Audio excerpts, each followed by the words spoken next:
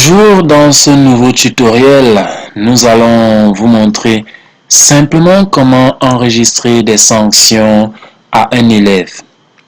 Nous avons déjà vu comment enregistrer les absences et les autorisations de sortie groupées. Maintenant, comment enregistrer les sanctions pour un élève. Pour ce faire simplement, vous allez rechercher l'élève, bien entendu. Et dès que vous l'avez trouvé, vous allez simplement cliquer sur ce bouton « Détail de l'élève ». Lorsque vous cliquez dessus, regardez, vous avez là une fiche, n'est-ce pas, de l'élève. Là, nous avons les informations de l'élève. Là, nous avons les heures d'absence que l'élève a eues par trimestre. Là, trimestre 1, 21 heures d'absence, 0 justifié, 21 non justifiées. Au deuxième trimestre et ainsi de suite. Il vous suffit simplement de cliquer. Plus bas, nous avons les sanctions que l'élève aura eues pour le trimestre. Là, l'élève n'a pas encore eu de sanctions pour ce trimestre, alors on voit qu'il n'y a pas de sanctions. Et ici, nous avons finalement la liste des permissions accordées à l'élève. Que ce soit des permissions de groupe dans lesquelles il a été, ou alors des permissions qui sont individuelles, qui sont rien que pour lui, il va les avoir là.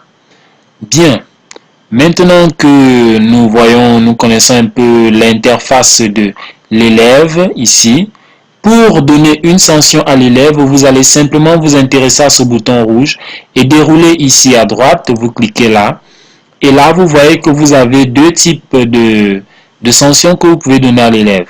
Soit une exclusion temporaire, soit un type de sanction que nous allons nous-mêmes définir. Premièrement, donnons-lui une exclusion temporaire.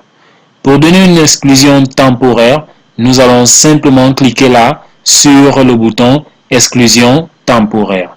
Nous cliquons dessus et ici, nous allons mettre le nombre de jours, par exemple 3 jours. Ici, nous allons mettre la date de l'exclusion et ici, nous allons mettre la date de fin de la dite exclusion. Ensuite, nous mettons le motif de l'exclusion, par exemple, trop d'heures d'absence. Vous avez les meilleurs motifs, vous avez vraiment les meilleurs motifs, c'est votre domaine de métier. Ce que nous mettons juste là, c'est pour faire office de test. Trop d'heures d'absence.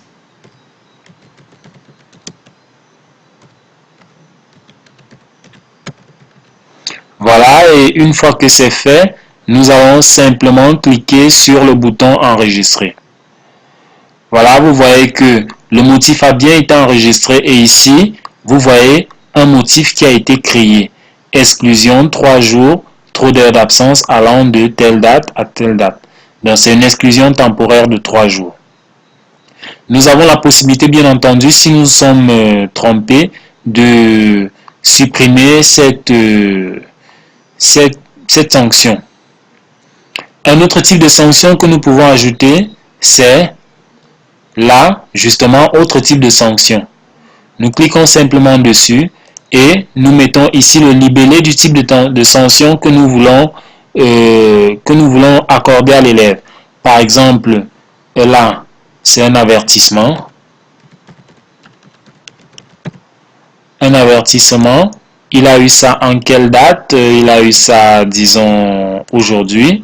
Et nous mettons le motif, par exemple, insulte